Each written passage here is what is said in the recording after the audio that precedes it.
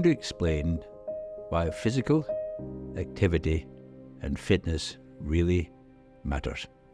We'll tell you about the latest scientific evidence which proves how being more active can reduce the chance of getting some very nasty conditions.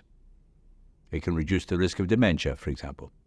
And if you've been unfortunate enough to suffer a long-term condition, how physical activity can contribute to making you better, as well as medical technology.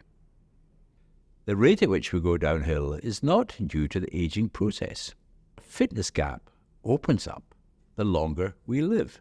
What happens at the turning point is a fitness gap opens up between the best possible rate of decline and the actual rate of decline.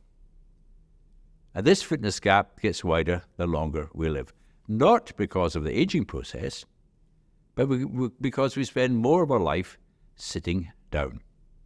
We'll tell you about the latest scientific evidence which proves how being more active can reduce the chance of getting some very nasty conditions.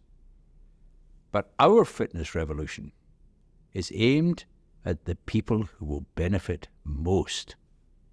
People like you and me.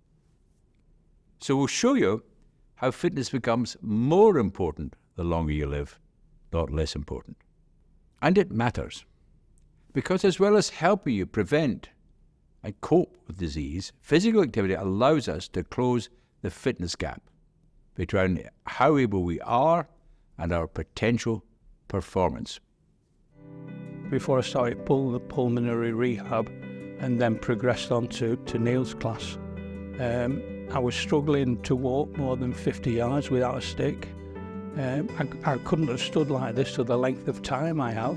I would have had to sit down by now. I've had a right hip replacement, left hip replacement, but since then I'm walking considerably longer. From walking with a stick for after 50, 60, 70 yards, stopping for a breath after 100, I now very rarely use the stick. It's only if it's an extended walk. I think that I'm living evidence of why you should do it. I'm living proof of the benefit of doing this. Neil gives you 15 minutes of a warm-up, and then it goes through a series of exercises. There'll be weights, and then there'll be pulmonary, a step box, and different exercises, bicep curls and lateral raise and all sorts of wonderful things that he conjures up to put us through. And you do 4 exercises, short break, then you have another 4 exercises alternating between weights and pulmonary. You do that 4 times and then you have a chill down. It takes about an hour in total, and I do that twice a week. But as far as being overawed when you walk into the gym, don't be. We've all walked in for the first time. We've all looked at the gym equipment for the first time. We've all used the equipment for the first time. And you'll get nothing but encouragement. The people I train with or I'm working with are absolutely brilliant and good fun. We have a laugh, take the mickey out of each other, but it's all good banter. Pick up the courage. If you feel any courage, pick it up. Forget about your doubts or whatever. Go, do it. You will benefit and you will feel better physically and mentally. With some adjustments in your daily life and a small amount of effort, you'll be amazed at the transformational improvement you're able to achieve in a short period of time. And we're going to be hearing from Scarlett McNally. Now, Scarlett is a consultant orthopaedic surgeon, but she's been one of the leaders in promoting and now delivering what is called prehabilitation, and was the principal author of a groundbreaking report called Exercise, the Miracle Cure.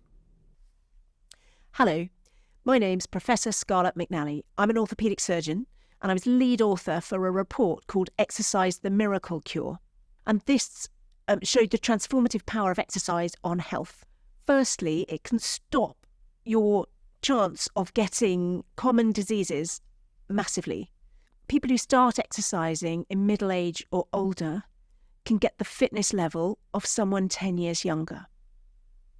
Just little bits of exercise, ideally every day or frequently, make a massive difference.